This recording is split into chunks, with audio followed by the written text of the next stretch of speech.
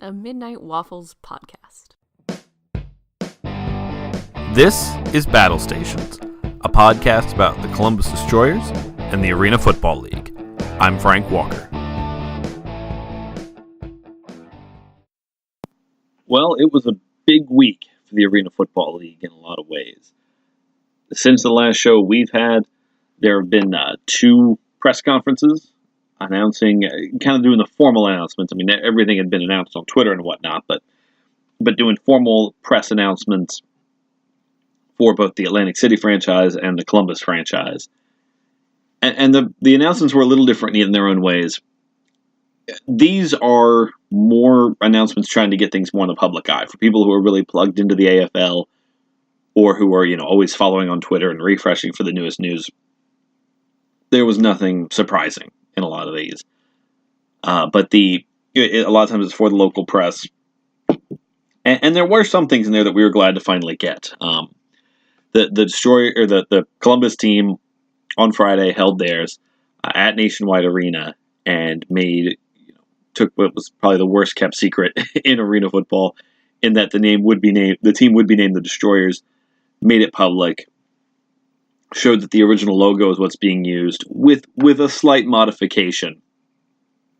But that, the team is coming back as the Columbus Destroyers. The team also took that opportunity to formally name Matt Sock as the head coach of the team. So he'll be the new, the head coach of the team going into the new season, going into in helping to build this team up pretty much from nothing at this point. Matt Sock, just kind of giving you a heads up on the guy. Still young guy, he's 42, young for a head coach anyway.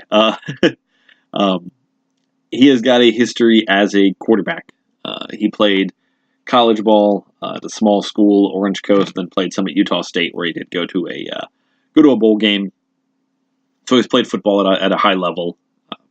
Whenever you're playing football at a point where you're going to a bowl game, you've got talent. That's for sure.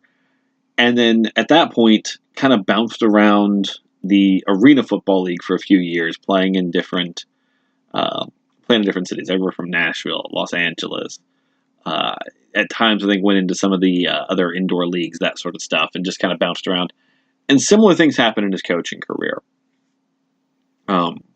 He played some with he coached with the Spokane Shock, coached with the Utah Blaze, the Portland Thunder, Los Angeles Kiss, the Orlando Predators, jumped over into the Salt Lake Screaming Eagles, the IFL, and now head coach of the Columbus Destroyers. So he's got his own history with the game and with what he's done, and he's got some experience in what he's doing. He was named the Net 10 Assistant Coach of the Year in 2011-2012. That was when he coached with the Utah Blaze, which is after going to school at Utah State. I mean, that's where him and his family call home currently. And during the presser, he even mentioned that his wife and his children were staying in Utah during this upcoming season for him, and that he thanked them for their kind of his family's willingness to make things harder on themselves, because dad being gone doesn't make things easy on the family. While he was doing this, because it's a big opportunity for him as far as career and what he wanted to do. But a big difference there. Now, I'm not going to get too much into Coach Salk right now, because we've actually got an interview coming up in the show. We do talk with Director of Football Operations for the Columbus Destroyers, Dominic Jones, who we talk a little bit about Coach Salk there, and that there's more insight than what I can give you right now. But going into what the team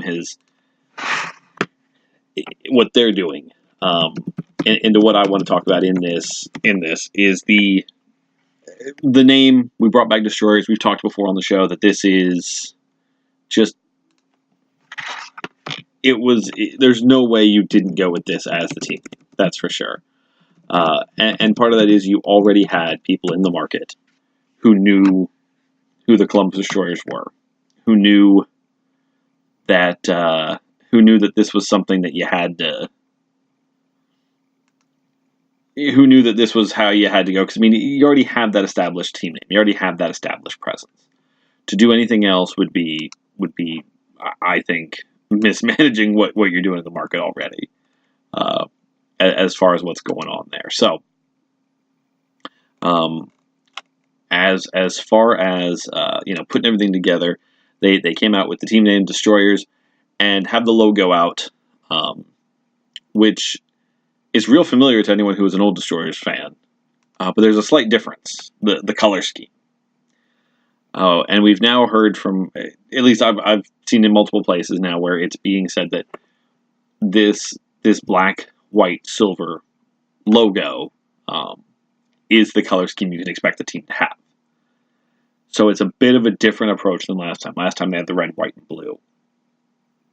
Whereas now we're making that move over into, looks like the black, the gray, the silver. Whether it's going to be silver or gray on the uniforms is kind of hard to say until we actually see something, which, from what I'm hearing, maybe sooner rather than later as well. But yeah, the team's making the move into maybe that color scheme. And I think there's some very good reasons for that, which I'll get into here in just a second, because I also wanted to mention the Atlantic City AFL team did their official announcement. Now, their announcement was not nearly as, just didn't even have as much as the Columbus one did. They didn't announce a team name. They didn't announce the logo or anything else or uniforms. They did have their head coach there, so he got to talk and got to do some different things.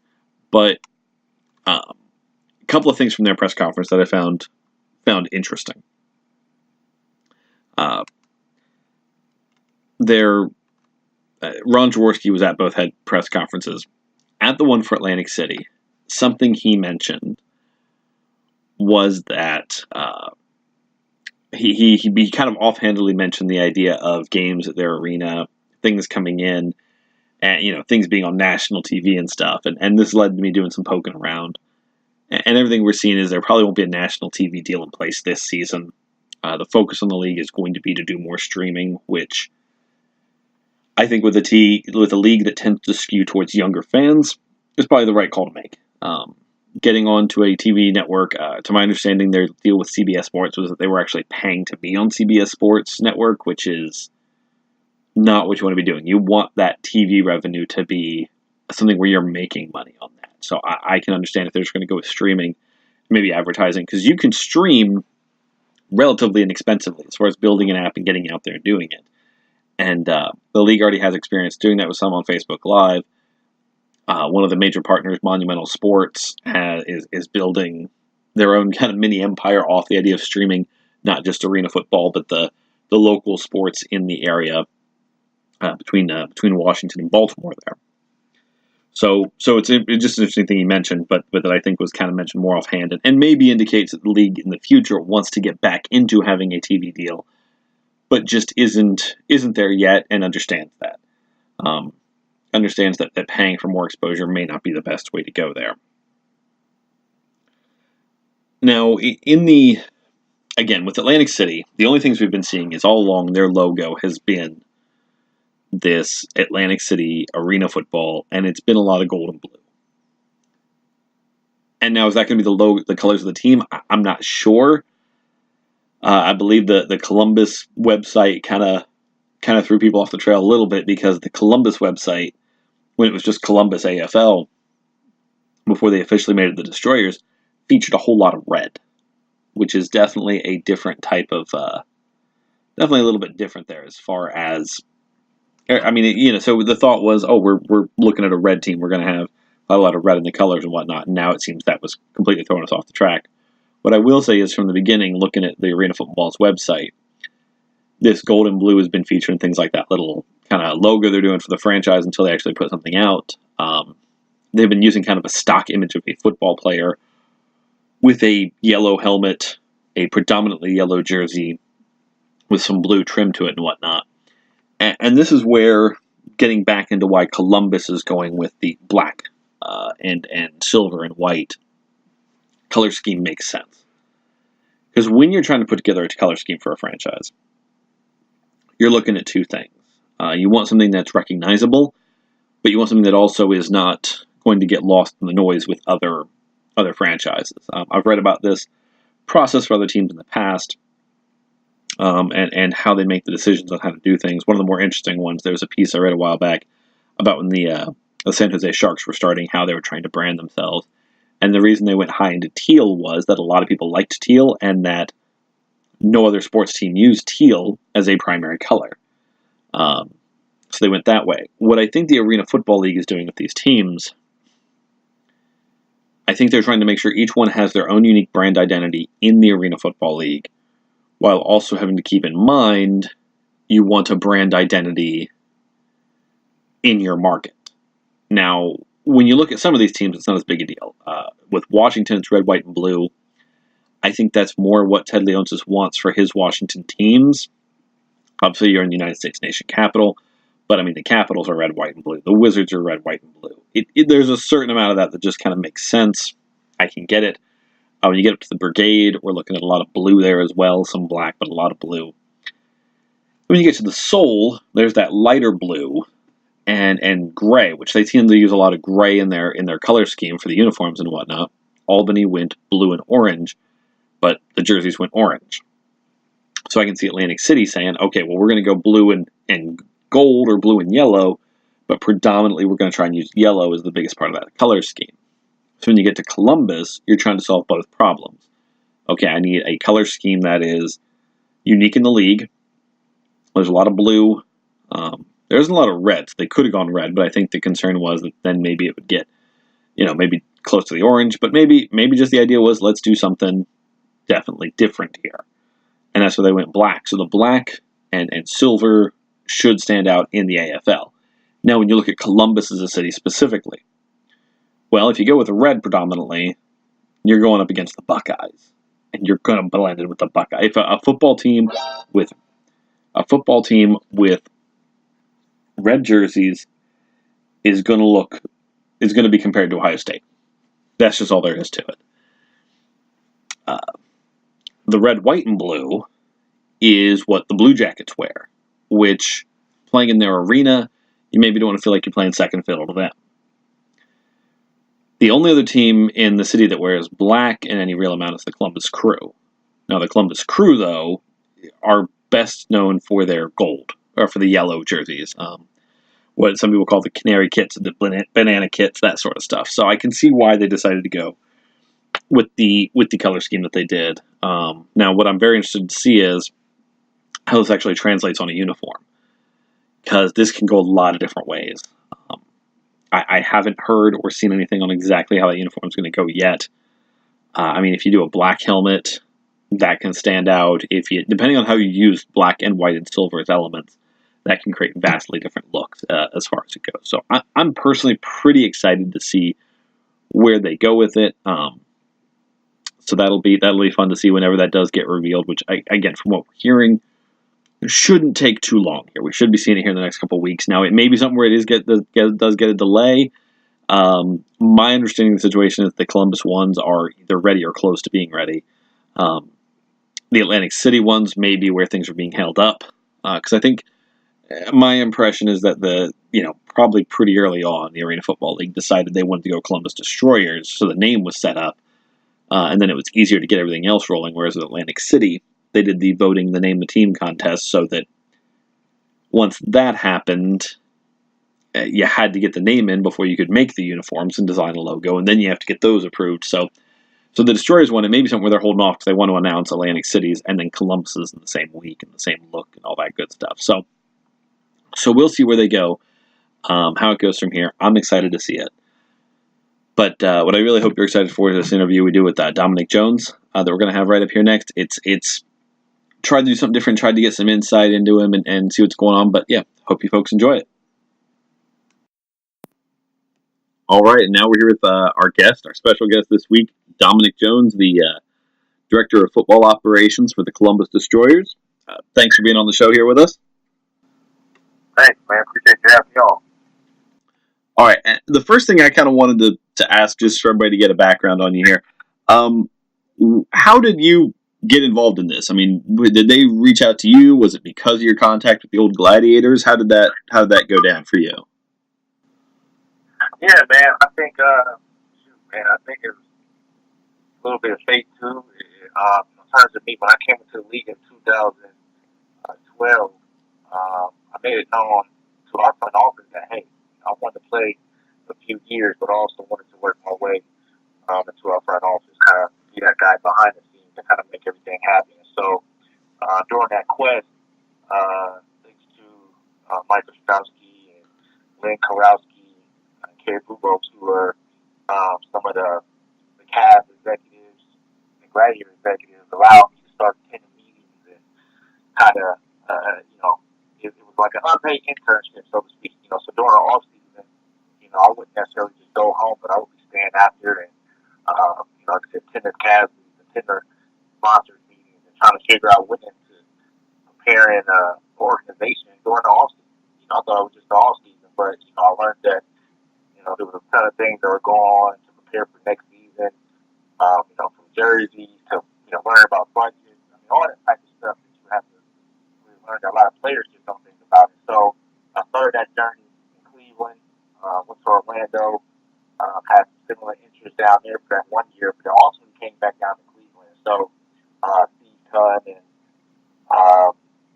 Ron Zaleski, were instrumental in kind of allowing me to kind of embark on that journey as well as while I was playing. And so once I retired at 2015, I coached defensive backs for 1 year. Second year, coached a little bit of defensive backs, but I also served as our defensive coordinator. I think halfway through the year after Ryan Purley left, and Ron took over the offense. I turned to the coordinator. I was working as our brand ambassador for our organization, for our retired Cavs and Monsters and Gladiators organization during that time as well. And then from there, the next year I was named director of football operations there.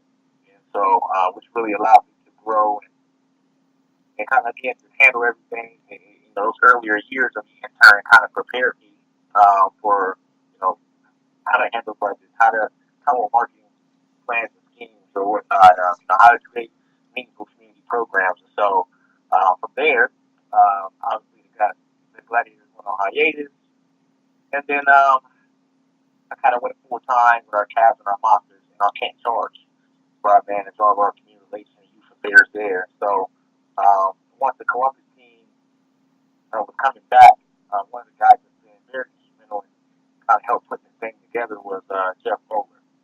And Jeff Bowler he's from Ohio. He worked for the Cavs and the Monsters for a number of years, and very successful, very, very intelligent man. Now he works for Monumental. So he's been with Monumental for a couple of years now. And so when he was kind of helped spearhead this thing here in Columbus, I was kind of one of the first people that he thought about, but ironically, I was thinking about him too. Once I heard that Columbus was coming in for sure, or that might be a real thing, I kind of reached out to some people. Columbus, Ohio, where I'm actually from. I was born and raised in. And so, there's a lot of synergy there, and I kind of knew, just a lot about the city in general. I think you need that in today's game. It kind of helps the market flourish. You can have good arena guys who know the game, who love the game, that are from those cities. Those are the people that we want to be involved with those franchises going forward. So here I am. That's kind of the journey leading up to now. Oh, thank you very much. So, from a fan perspective, the return of the Destroyers it seemed to happen real quick. Like it was just, wait, we're seeing rumors, and now it's announced, and then a week or two later, okay, now we've got the team name and the coach.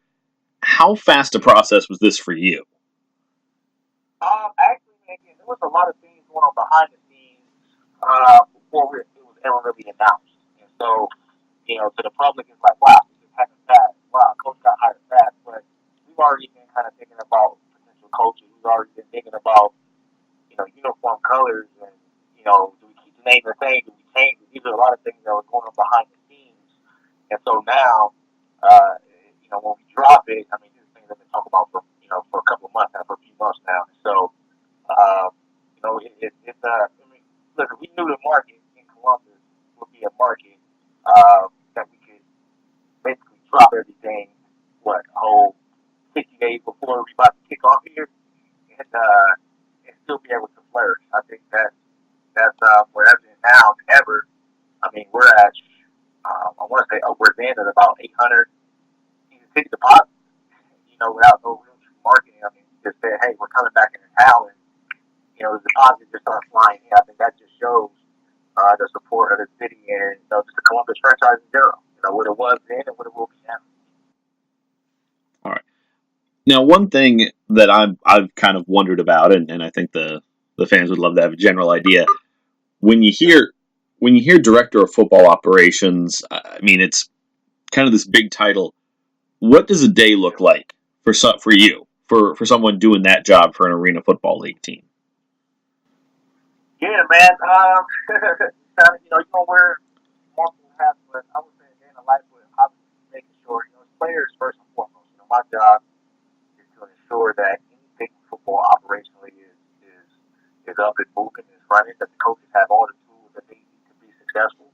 When that comes to video, when that comes to all the necessary practice equipment, anything that they need to be successful, I need to make sure I have ready to go for them. Also, player wise, I want to make sure they're equipped right with the best equipment. I want to make sure they're outfitted in a uniform correctly.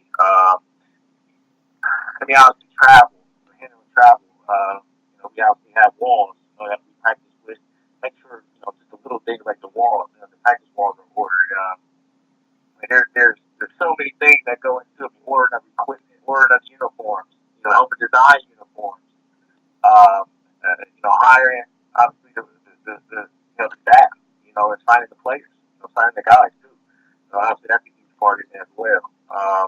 Hiring our equipment managers, etc. So, it's not just a one-shot deal. You have to make sure that you cross your T's and dot your I's about the tiny stuff. Because again, my job as being director of football operations is to really make sure that the guys can show up and worry about playing football. They don't have to worry about housing or anything else. The coach can show up and worry about just coaching football. They have to worry about what the players are going to eat.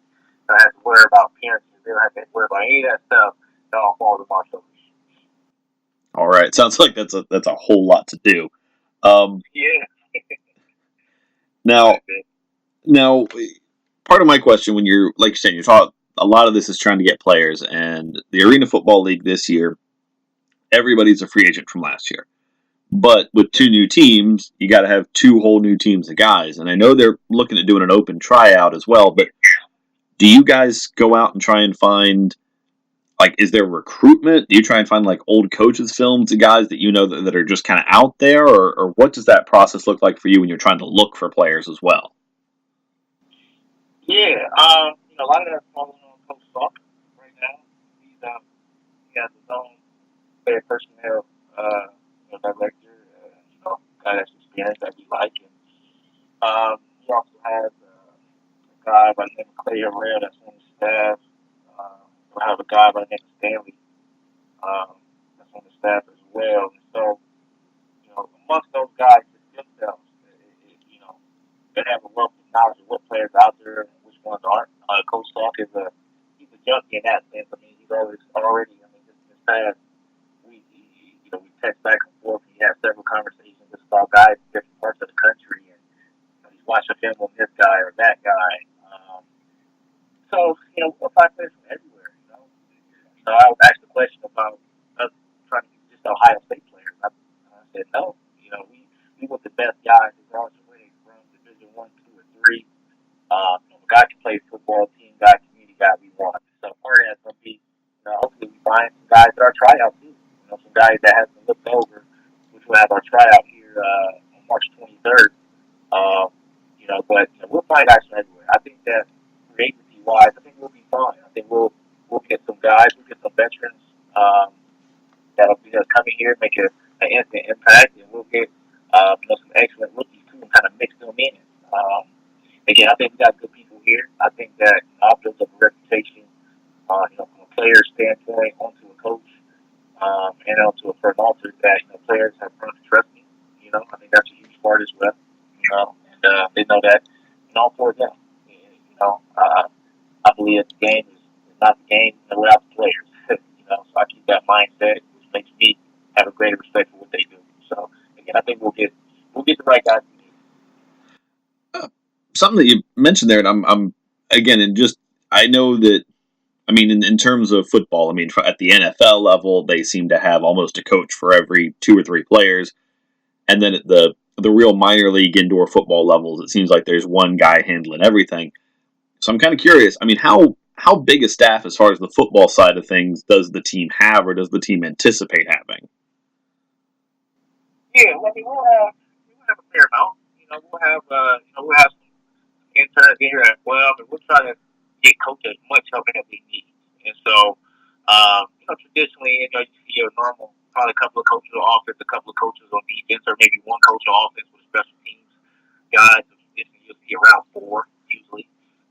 You also see sometimes you got personnel directors who aren't necessarily around the team on a day-to-day basis, but they're around on game day, and they have a specialty and they have an eye for certain things and they can help out with that as well. And so, I don't anticipate that we'll have, 5, 6, or 7, coaches, but I think that's the unique part of the arena game is that, no more than probably 4 coaches which you actually need. And that's usually what you'll see kind of league wide. And like I said, I don't think we're going to be different in that area. But we'll make sure that the guys we do have are well versed. A lot of times coaches come in, you give us a bad coach, maybe you're taking on the special teams role as well. A lot of old line coaches in the league can coach defensive line too. That's kind of old AFL kind of mentality of the Iron Man. But yeah, so like I said, we'll have a well-versed staff. We'll make sure we have everybody we need to accomplish what we want to accomplish.